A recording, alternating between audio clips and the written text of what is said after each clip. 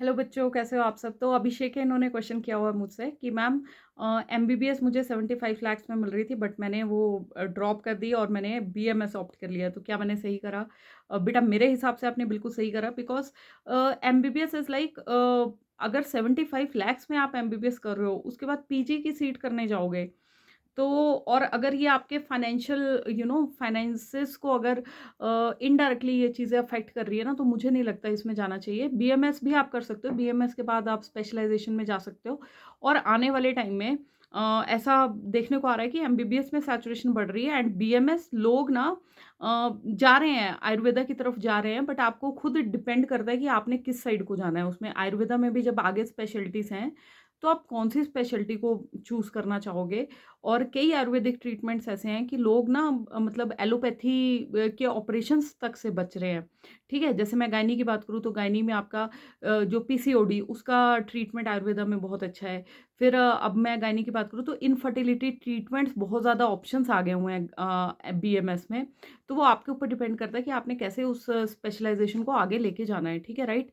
अब मैं इसकी बात कर लूँ, आपके काया चिकित्सा वगैरह जो आपकी रहती हैं आगे जाके, इसमें सर्जरी की ब्रांचेस हैं, या पंचकर्मा जो ब्रांचेस हैं, ये मतलब हाईली सॉर्ट आउट, मतलब सॉर्ट आफ्टर ब्रांचेस होने वाली हैं, बिकॉज एक तो साइड इफेक्ट्स नहीं है, second thing is chronic diseases को उनकी जड़ से चीज़ें खत्म करना। जैसे गैस की दवाइयाँ जो आयुर्वेदा की बहुत इफेक्टिव हैं, पाइल्स की प्रॉब्लम की मैं बात कर लूँ, तो उसका आयुर्वेदा में विदाउट सर्जरी इलाज है, बहुत ही, और लॉन्ग टर्म वाला इलाज है।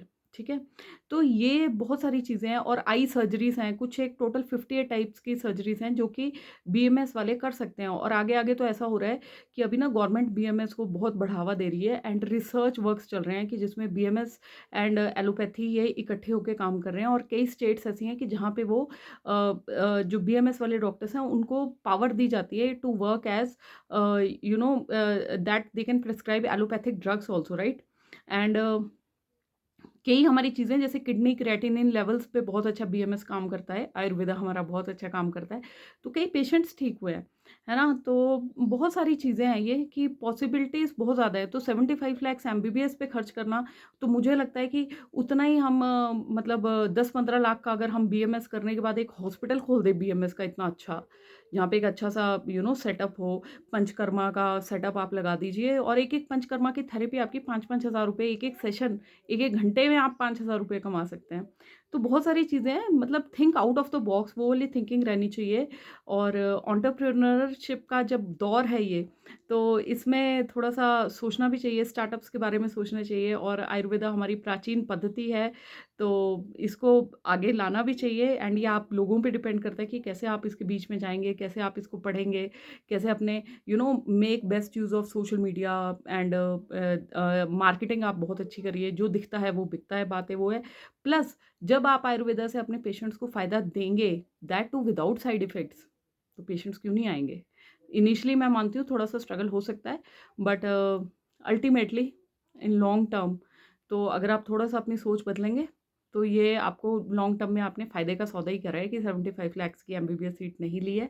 फिर भी अगर जिन लोगों का बहुत ज़्यादा पैशन है, वो हो सकता है मेरे को बोलें कि मैडम क्या बोल रहे हैं कि क्योंकि 75 लाख देखिए हर मिडल क्लास बंदा नहीं अफ़ोर्ड कर सकता। तो जो बच्चे अफ़ोर्ड नहीं कर सकते हैं ना, उनको नहीं लेना चाहिए 75 लाख का लोन। जो लोग अफ़ोर्ड कर सकते हैं, वो ज़रूर लें जाके। लेकिन जो भैया अफ़ोर्ड ही नहीं कर सकते, अगर आप लोन-वोन उठा भी लोगे 75 लाख का, उसका पता है कितना ज़्यादा इंटरेस्ट हो जाएगा। इंटरेस्ट मिला के वो 1.5 करोड़ तक बात जाएगी, और जब आप डिग्री करके निकलोगे, अगर उसके बाद सोचोगे पीजी के बाद अब क्या करें? तो तब, और उसके बाद सोचोगे कि अब जॉब्स भैया अब तो सैचुरेशन आ गई, किसी ने हमें उस टाइम बताया नहीं। तो जो बता रहा था वो आपको अच्छा नहीं लगता था, जो बोलता था कि भैया सैचुरेशन है।